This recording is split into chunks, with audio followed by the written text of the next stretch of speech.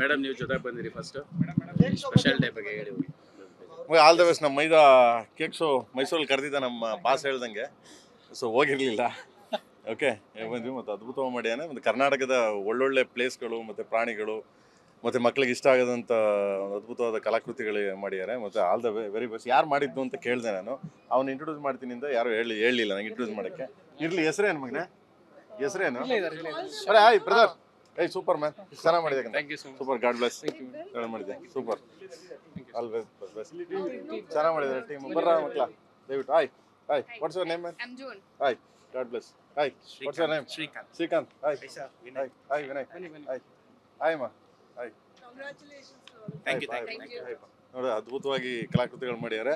So especially 4 ತಿಂಗಳಿಂದ ಮಾಡಿದ್ದಾರೆ ಅಂದರೆ ನಿಜವಾಗ್ಲೂ ಗ್ರೇಟ್. ಆ್ಯಂಡ್ ಅದಕ್ಕೆ ಚೆನ್ನಾಗಿ ಖರ್ಚು ಮಾಡ್ಕೊಂಡು ನಮ್ಮ ದಿನೇಶ ಒಳ್ಳೆ ಕಾಸಾಗಲಿ. ನೆಕ್ಸ್ಟ್ ಸಿನಿಮಾ ಮಾಡೋಣ.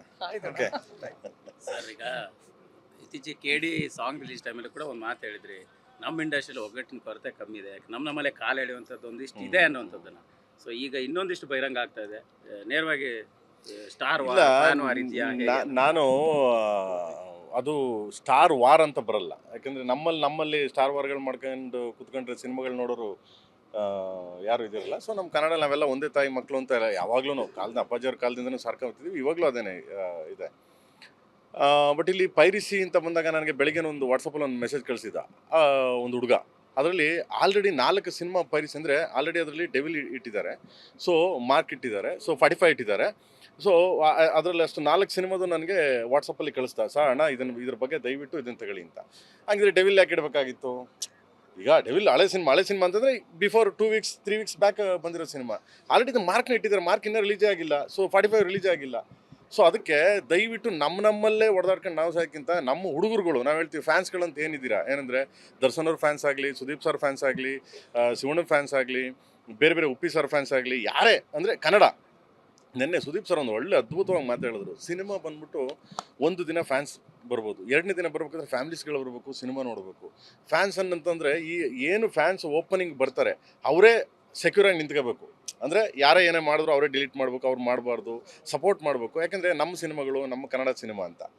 ಸೊ ಅದ್ರ ಬೆಳವಣಿಗೆ ಚೆನ್ನಾಗಿದ್ದರೆ, ಅದ್ರ ಬೆಳವಣಿಗೆ ಇದ್ದರೆ ಓಕೆ. ಯಾರೋ ಒಬ್ಬ ಮಾಡ್ತಾನೆ ಮಗ, ಯಾರೋ ಒಬ್ಬ ಒಂದು ವಿಡಿಯೋ ಮಾಡಿಬಿಟ್ಟು ಒಳಗಡೆ ಹಾಕ್ಬಿಡ್ತಾರೆ, ಅದನ್ನು ತಗೊಂಡೋಗಿ 100 ಜನ ವೈರಲ್ ಮಾಡ್ತಾರೆ. ಆ 100 ಜನ ವೈರಲ್ ಮಾಡಬೇಡಿ ಅಂತ ಒಂದು ರಿಕ್ವೆಸ್ಟ್ ಅಷ್ಟೇ, ಇನ್ನೇನಿಲ್ಲ. ಸೊ ಅದ್ರ ಬದಲು ಯುದ್ಧ ಸಾರದು ಏನಕ್ಕೆ ಅಂದರೆ ಸುದೀಪ್ ಸರ್ ಹೇಳಿದ್ದು ಯುದ್ಧ ಸಾರಿದ್ದು ಓನ್ಲಿ ಪೈರಸಿ ವಿರುದ್ಧ. ಯಾಕೆಂದರೆ ನನಗೆ ನೀವು ಎಷ್ಟು ಮಟ್ಟಿಗೆ ಗೊತ್ತಿಲ್ಲ, ನನಗೆ ಮೇಡಮ್ಮು ಮತ್ತು ದರ್ಶನ್ ಅವರು ಮತ್ತು ಸುದೀಪ್ ಅವರು ಎಲ್ಲ ಫ್ರೆಂಡು. ಸೊ ನನಗೆ ತುಂಬ ತೀರಾ ಹತ್ರ, ನಾನು ಯಾವಾಗಲೂ ಮೀಟ್ ಮಾಡ್ತಿರ್ತೀನಿ, ಯಾವಾಗಲೂ ಸಿಗ್ತಿರ್ತೀನಿ. ಯಾವತ್ತೂ ಅಷ್ಟೇ ಸುದೀಪ್ ಅವರು ಒಂದು ಮಾತನ್ನ ಇನ್ನೊಬ್ರ ಬಗ್ಗೆ ಕೆಟ್ಟಂಗೆ ಮಾತಾಡಿದ್ದಿಲ್ಲ ಇವತ್ತಿನವರೆಗೂ.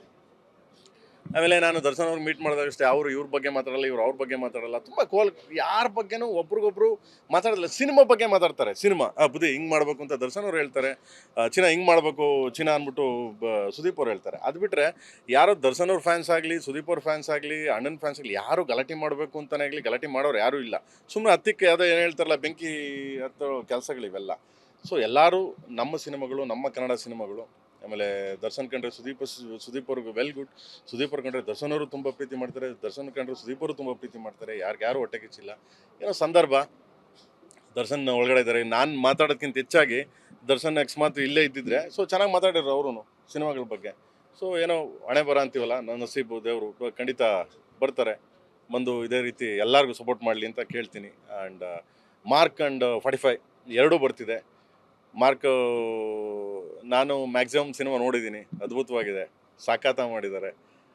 ನಮ್ಮ ಡಾರ್ಲಿಂಗ್ ಅಂತ ಹೇಳ್ತಿಲ್ಲ. ಆಮೇಲೆ 45 ಅಷ್ಟೇ, ಸುಮಾರು ಸ್ವಲ್ಪ ತುಣುಕು ನೋಡಿದ್ದೀನಿ ಸಿನಿಮಾ. ನಾನು ನೋಡಿಲ್ಲ ಫುಲ್ಲು, ಸ್ವಲ್ಪ ನೋಡಿದ್ದೀನಿ. ತುಂಬ ಚೆನ್ನಾಗಿ ಮಾಡಿದ್ದಾರೆ. ಎರಡೂ ಸಿನಿಮಾ ಅದ್ಭುತವಾಗಿ ಹೋಗಲಿ. 25 ಆ್ಯಂಡ್ 25th ರಿಲೀಸ್ ಆಗ್ತಿದೆ, 25ನೇ ಕೊನೆ ಇದರಲ್ಲಿ 2 ಸಿನಿಮಾ ರಿಲೀಸ್ ಆಗ್ತಿದೆ. ಎಂಟೈರ್ ವರ್ಲ್ಡ್ 2 ಸಿನಿಮಾ ರೆಕಾರ್ಡ್ ಮಾಡಲಿ ಅಂತ ಆಶಿಸ್ತಾ, ಯಾರೋ ದಯವಿಟ್ಟು ಪೈರಿಸಿ ಮಾಡಬೇಡಿ. ಪೈರಿಸಿ ಮಾಡಿದ್ರೆ ದಯವಿಟ್ಟು ನಿಮ್ಮ ತಾಯಿಗಳಿಗೆ ನೀವು ಮೋಸ ಮಾಡ್ದಂಗೆ, ಅಂದರೆ ಕನ್ನಡಕ್ಕೆ ಮೋಸ ಮಾಡ್ದಂಗೆ, ನಿಮ್ಮ ಹೀರೋಗಳಿಗೆ ನೀವೇ ಮೋಸ ಮಾಡ್ದಂಗೆ. ಸೊ ನಮ್ಮ ತನನ ಯಾವತ್ತೂ ಬಿಟ್ಕೊಡ್ಬೇಡಿ ಅಂತ ಹೇಳ್ತಾ, thank you so much. Love you. KD okay, KD ಕೇಳ್ತಿದ್ದೀರಾ? 26th ಸಾಂಗ್ ಬರ್ತಿದೆ, 12:34 ರಿಲೀಸ್ ಆಗುತ್ತೆ. ಅಂದರೆ 26th ಫ್ಯಾಮಿಲಿ ಸಾಂಗ್ ಬರ್ತಿದೆ. ನಾನು ಆಡಿದ್ದೀನಿ, ಕನ್ನಡ, ತೆಲುಗು ಸಿಸಿರ ಮಾಡಿದ್ದಾರೆ, ತಮಿಳು ಸಿಸಿರ ಮಾಡಿದ್ದಾರೆ, ಹಿಂದಿ ಜಾವೇದ್ ಅಲಿ ಆಡಿದ್ದಾರೆ, ಮಲಯಾಳಂ ವಿಜಯ್ ಸುಹಾಸ್ ಆಡಿದ್ದಾರೆ. ಆ್ಯಂಡ್ ಚಂದ್ರಬೋಸು ಮತ್ತು ಮದನ್ ಕರ್ಕಿ ತಮಿಳು, ತೆಲುಗು ಚಂದ್ರಬೋಸು ಅಂದರೆ ಇಲ್ಲಿ BS ಮಂಜು ಕನ್ನಡ ಬರೆದಿರೋದು.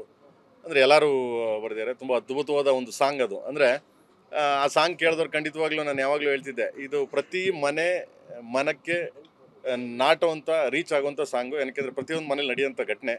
ಇದನ್ನ ಇಟ್ಕೊಂಡು ಸಾಂಗ್ ರೆಡಿ ಮಾಡಿಸಿದ್ದೀನಿ. ಸೊ 26ಕ್ಕೆ ಬರ್ತಿದೆ. ಪ್ಲೀಸ್ ನೋಡಿ, ಕೇಳಿ.